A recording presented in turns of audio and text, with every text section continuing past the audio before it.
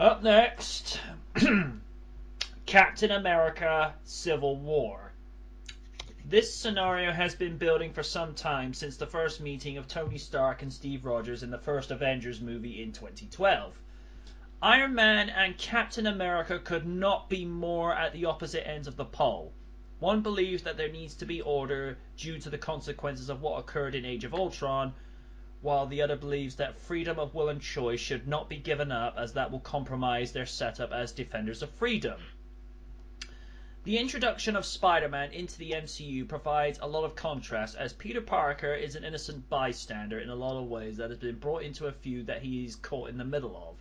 Even Cap sees potential in him despite being his opposition. You can see both sides of the argument when it comes down to a boil, when Cap squares off with Iron Man after Stark learns the truth about what really happened to his parents. Civil War is an emotional roller coaster ride that leaves plenty for people to talk about, especially seeing the return of everyone's friendly neighborhood Spider-Man. Kaiju Noir, you're up. Okay. What I really enjoyed about Captain America Civil War is that you can really see the 8 years of continuity building up to this very moment. I enjoyed how strongly it connects to the other movies, and how this was really. It felt actually. This may be an unpopular opinion, but I feel like this overall felt like a bigger story than as like a as a Avengers movie, even though it's definitely focused on Captain America and his relationship with Bucky first and foremost, but it feels more like a larger event status quo wise than Avengers Age of Ultron, because so much things go down in this film that completely destroys the status quo. Everything changes from here on out. Every decision made has a huge impact on the DC and on the DC cinematic universe. Whereas with Avengers Age of Ultron, it feels more like here's another villain, he's gonna take over the world, and they stop them, and then everything goes back to normal. Everything kind of goes back to the way it was, like at the end of Avengers 1. But with Captain America Civil War, I really enjoyed seeing all the interactions between all the characters. I enjoyed the moments between Tony Stark and taking almost like taking up Peter Parker as a protege. I enjoyed Ant-Man's first meeting with Captain America, where Ant-Man just goes into full-on fanboy mode. I enjoyed the little romantic side plot between Vision and Scarlet Witch.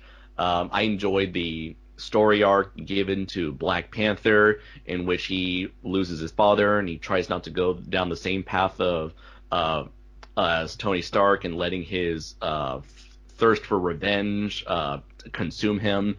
There was of course the battle in the airport. So there's the battle between Captain America and Iron Man and Bucky. There's the chase scene between Captain America, Bucky, and Black Panther. There are so many memorable moments in this film that really made it one of the most exciting viewing experiences I've had this year.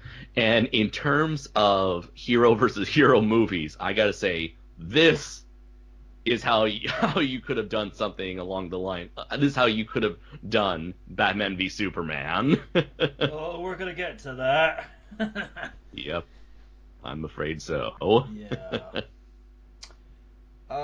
Fenice, did you see Civil War? Who didn't? Go ahead. Well, first and foremost, let me comment on the costumes.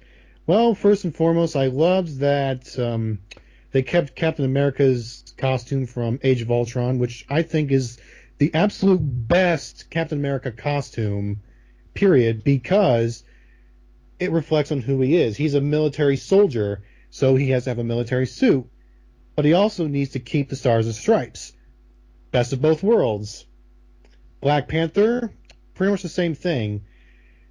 It's exactly what you need. He has an armor made of vibranium, but it has to be in the shape of a panther, or we say humanoid panther. Excuse me. Like I said, the costumes have to match the movies, or at least a modern version of it. The Black Panther costume, I absolutely adored it when I first saw it. I thought it was awesome.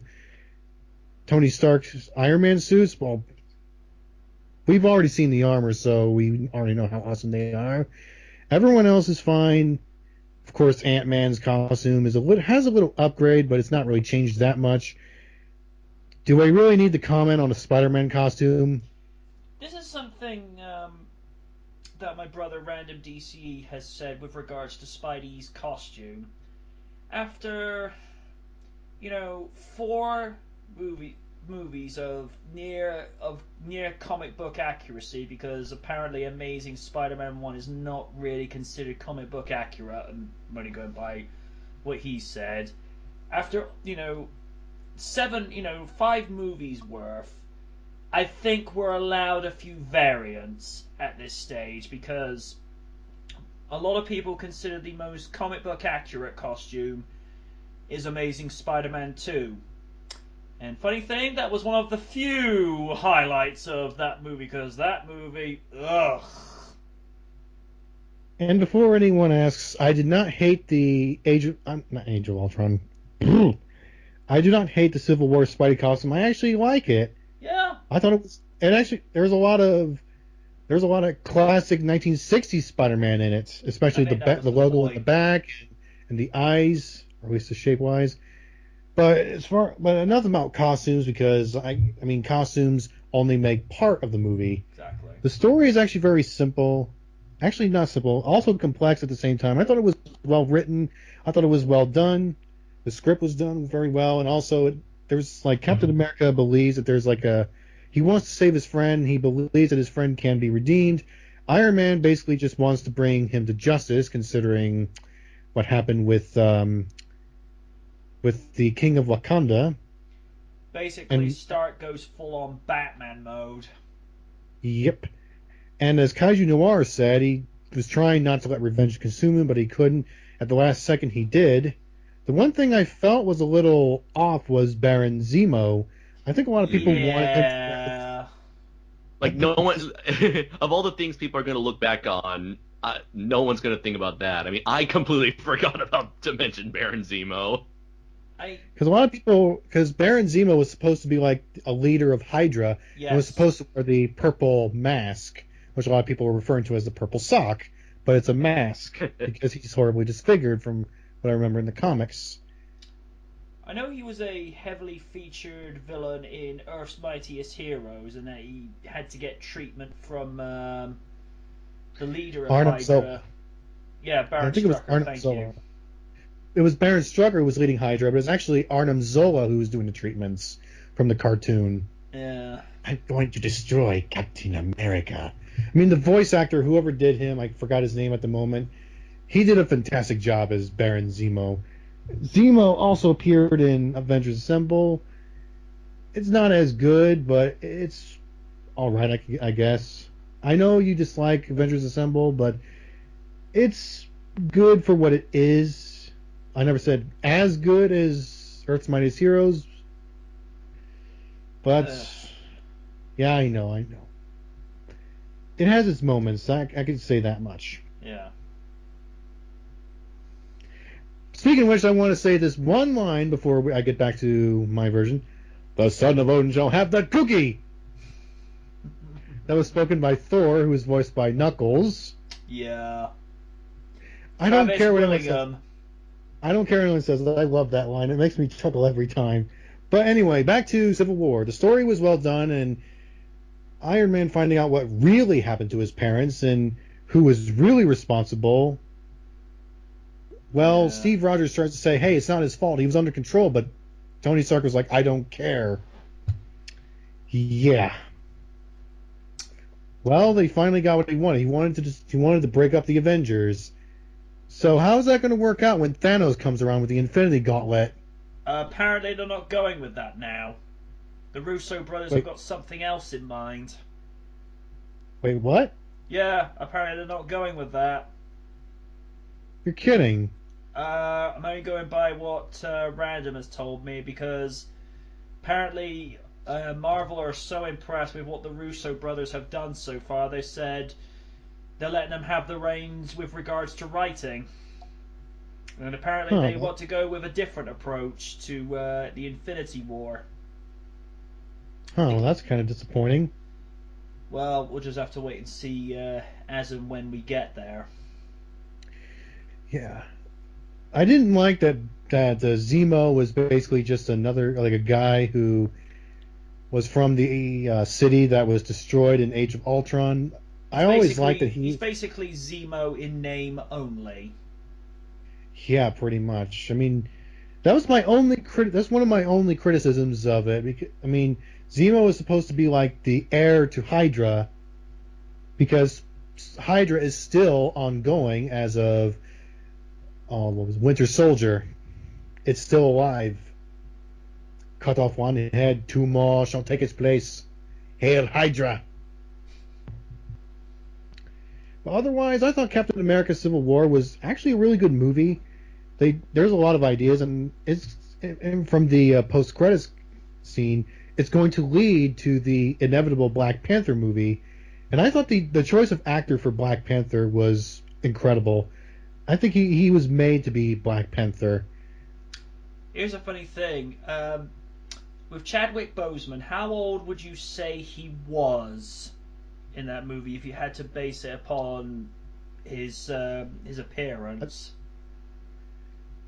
Well, not very long, but not very short. No. How old would you say he was? Oh, my apologies. I just couldn't hear you that much. I apologize. Well, old? Well, probably about my age, give or take. So late 20s, early 30s. Yeah. He's actually 39. What? Yeah. Chadwick Boseman's 39 years young. You're kidding. Nope. Check Wiki. Huh. No, I thought he was 40. Nope. I was Then told he was I'm 39. 37. He looks good for his age. No kidding. Tony Stark, Robert Downey Jr., he still looks like he's in his 40s. Oh, and speaking of, I almost forgot. I like the scene where he finally gets to meet Peter Parker and his not his aunt. His aunt looks really. I'm at a loss for words. I wonder what she's taking. She looks like she's still young. She's still that young. Basically, I remember. Basically, in the last 8 years, Aunt May has been Benjamin Buttoning her way through the movie scene. Yeah, he gets it. Well, from what I grew up with a lot of the cartoons and stuff. I thought that May was supposed to have platinum blonde hair. But oh well, as long as the actress does a great job, I'm fine with it. But anyway, to me, I know you're going to disagree, but I think that Thomas Holland, who plays Peter Parker Spider-Man, I think he actually nailed it just like that. He's got the best of the Tobey, Spidey, and Peter, and Andrew Garfield, Peter and Spidey. It's like they're the best of those two, and there, Thomas Holland is Spider-Man. It's just great. I like that they highlight Uncle Ben's death again, but not necessarily having to see his origin again. They just almost have it as a highlight. They don't go full into it and highlighting, the classic "with great power comes great responsibility" by saying the bad things happen when you don't do something, and if I'd done something, maybe the bad things wouldn't happen. I'm like, okay, because by this point, everybody knows Spider-Man's origin. It's like knowing Batman's origin. It's like people know this. They don't need to be beaten over the head with it again. Indeed. I remember seeing a picture where someone like Uncle Ben is like, "I'm tired of being killed." Stop doing these reboots. I'm tired of being shot all the time. I think I remember seeing that tweet. I think it was a picture or a meme or something, but like I said, Thomas Holland is just he was just trying to hide Like the fact that he was trying to hide his identity as Spider-Man from Tony Stark, who pretty much knows everything at this point, and even like where Tony Stark finds the low-budget Spider-Man costume, we barely get to see. He's like, yeah, well, what do we have here? Like he knows that Spider-Man hides the costume in his attic in his room. And here's the thing. It's just Tom Holland puts on a very decent New Yorker accent, considering he's an English actor. And that's actually the second English actor to play Spider-Man, Andrew Garfield being the first. yeah, like I said, Tom Holland, he's basically a balance of serious yet silly. Like like I said, I'm a guy who likes a balance. Like, yeah, there are times we need to be serious and dramatic, but too much of it, it just gets boring. And if it gets too silly and funny, then it just becomes Adventures of.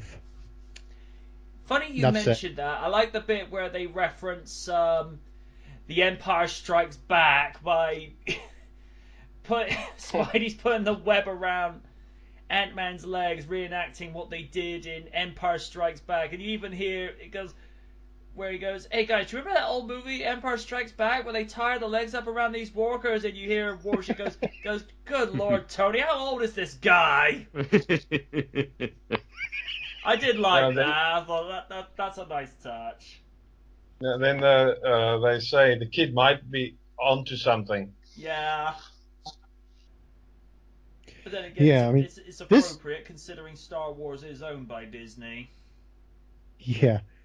And I remember that people have been demanding that Spider-Man appear in the Avengers movies for 4 years now, almost 5, give or take, 4.5. Because people have been wanting Spider-Man to appear in the Avengers for so long, to a point where recently Sony and Marvel have decided to make a deal, and this is the result. And we finally got an actor who finally nails Spider-Man at long last. Like, he can be silly, he can be serious. He's basically like Peter Parker, like Andrew Garfield and Tobey Maguire all in one. He's nerdy, but he's also confident. Yep. As Spidey, he cracks jokes all the time, like he should, like the Andrew Garfield version. And like I said, it's just finally we got the Spider-Man we need. He's actually the right age to continue going. Yes. So yeah, finally. But the scene where Tony Stark finds out that he found Spider-Man and stuff, I love that scene. I don't care how many times I see it.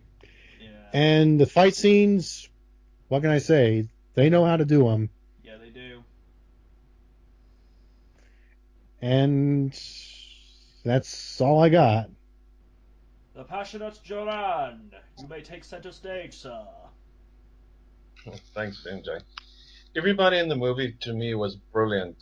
Spider-Man was the highlight for me in the movie, and every single scene with him and being Peter Parker and Spider-Man, and the scene with Aunt May was really nice. The opening scene, reactivating Bucky, was interesting, but killing Tony's parents, as we learn later in the movie, was really heartbreaking to see, you know.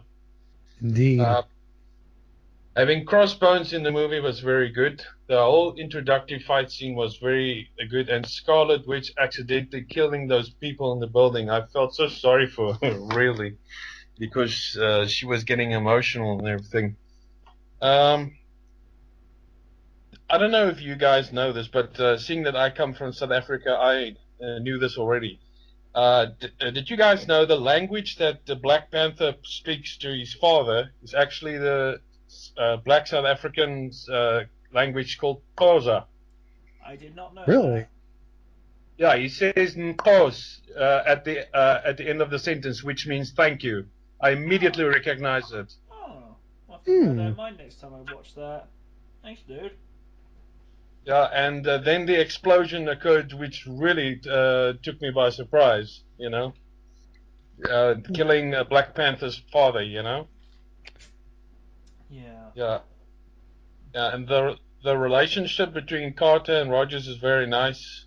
And Chris Evans said, it says on Wikipedia, he's open to to the idea to having a permanent relationship throughout the movies with Carter, you know.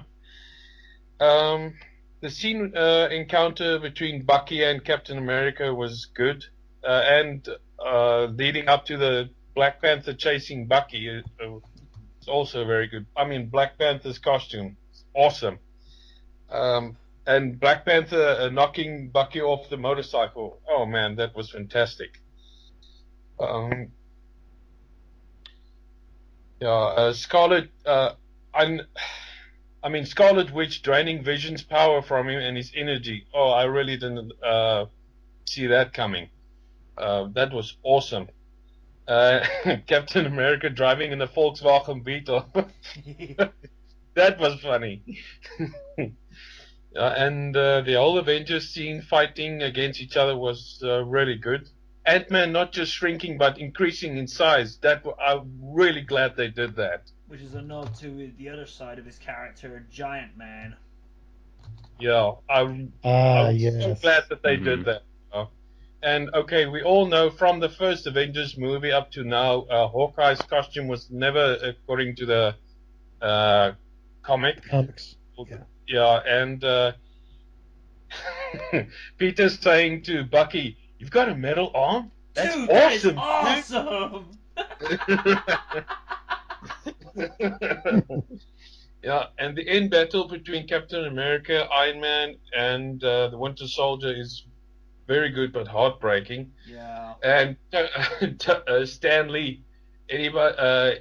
Is there a Tony Stank here? These cameos never get old. Yeah, and the post-credit scenes with Bucky and Black Panther is very good. I mean, that Panther statue, oh man, that's awesome. Yeah. And the Spidey signal with that device that Tony Stark gave him, oh man, that's such a nice touch, you know? Setting up for Spider-Man Homecoming, which I think, as a movie title for the story, it doesn't make any sense, but from the significance of him coming into the MCU, makes total sense. Yeah, and that whole scene with Tom Holland, Marisa Tomei, and Tony Stark, and Robert Downey Jr., oh man, brilliant scene. Yeah. And to me, Tom Holland, Peter Parker, and Spider-Man, brilliant, perfect. Nailed it. But just to ask you guys a question, aren't you getting a little bit tired of the Stan Lee appearances? Personally, not really. I'm indifferent to it these days because, with the exception of Captain America, he's created all these characters, and I think it's seen as more of a respectful thing in general, because it's just letting them know, hey, I created this. And I notice these days he doesn't really have too many speaking parts. He might just, like in Amazing Spider-Man, you just see him as a librarian tidying things up, and then he wanders out of the scene. I suppose it depends who you ask, Duran, because you obviously have gotten to the point where his cameos are just a little bit too much. Me, I'm indifferent.